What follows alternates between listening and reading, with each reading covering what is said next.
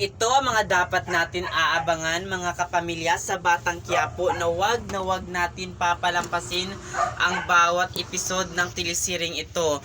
Ito ngang si Tanggol ay may panibago siyang papatayin na tao at yun nga ang dahilan kung bakit siya nakakulong. Papayag kaya siya sa mga gusto talaga na ipapatay talaga ni Espinas mga kapamilya. At yan ang aabangan natin at hindi ito madali na gagawin kasi malaking sindikato ang susunod na papatayin ni Tanggol. Kaya abangan natin talaga ito mga kapamilya kung kakayanin niya kaya ang panibagong utos niya dito kay Espinas.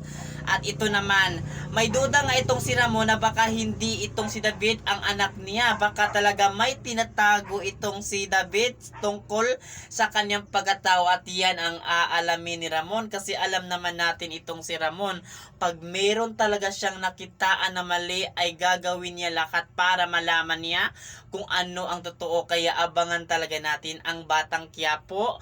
Bawat episode talaga mga kapamilya ay kabang-abang. Kaya ano pang ginagawa nyo? Lagi lang kayo makatutok dito sa Batang Quiapo na kinaaadikan natin panoorin tuwing gabi. For more updates mga kapamilya, huwag kayong bibitiw hanggang matapos kasi panigurado talaga sa telesiring ito. May pangyari to na hindi natin inasahan na ito lahat ay ating papanoorin dito sa Batang Quiapo. At yun lang, maraming salamat mga kapamilya. Thank you.